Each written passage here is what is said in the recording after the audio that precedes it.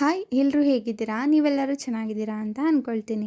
And welcome back to my YouTube channel Shyama Kannada vlogs. And ಇದು ಬಂದುಬಿಟ್ಟು Friday mini vlog ಆಗಿರುತ್ತೆ. ಇವತ್ತು ಬೆಳಗ್ಗೆ 4:15ಗೆ ಎದ್ದೆ. ಎದ್ದಿದ ತಕ್ಷಣ ಪೂಜೆ ಮಾಡಬೇಕಾಗಿತ್ತು.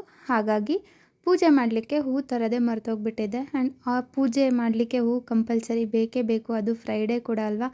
ಹಾಗಾಗಿ ಸರಿ ಬೇಗ ಎದ್ದಿದ್ದೀನಿ ಅಲ್ವಾ, ಬೇರೆ ಏನು ಕೆಲಸ ಇದೆ ಅಂತ ನೋಡಿದಾಗ ರಾತ್ರಿಯೇ ಎಲ್ಲ ಕೆಲಸ ಆಲ್ಮೋಸ್ಟ್ ಮುಗಿಸಿದ್ದೆ, ಅಡುಗೆ ಮನೆ ಕೆಲಸ.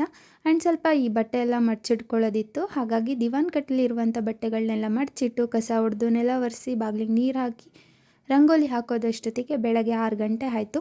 ಆ್ಯಂಡ್ 6 ಗಂಟೆಗೆ ಹೋಗಿ ಹೂವು ತೊಗೊಂಬಂದು ಇಲ್ಲಿ ದೇವ್ರ ಪೂಜೆ ಕೂಡ ಮುಗಿಸ್ಕೊಂಡೆ. ದೇವ್ರ ಪೂಜೆ ಮಾಡಿದ ನಂತರ ತಿಂಡಿಗೆ ಏನು ಮಾಡೋದು ಅಂತ ಅಂದ್ಕೊಂಡಾಗ ನಮ್ಮ ಮನೆಯವರು ಲೈಟಾಗಿ ರಾಗಿ ಗಂಜಿ ಮಾಡಿಕೊಡು, ನನಗೆ ಎಷ್ಟೇ ಸಾಕು, ನಾನು ಇವತ್ತು ಕಂಪ್ನಿಲೇ ಊಟ ಮಾಡ್ಕೋತೀನಿ ಅಂತ ಹೇಳಿದ್ರು. ಹಾಗಾಗಿ ನಾನು ಕೂಡ ಇಲ್ಲಿ ರಾಗಿ ಅಂಬಲಿನ ಮಾಡಿ ನನಗೆ ಲೈಟಾಗಿ ಟಿಫನ್ ಬಾಕ್ಸಿಗೆ ವಾಂಗಿಬಾತ್ ಮಾಡಿಕೊಂಡೆ. ಹಾಗೆ ಇಲ್ಲಿ ರಾತ್ರಿ ಎಲ್ಲ ಬಾಕ್ಸಸ್ನ ವಾಶ್ ಮಾಡಿ ಕೂಡ ಎತ್ತಿಟ್ಟಿದ್ದೆ.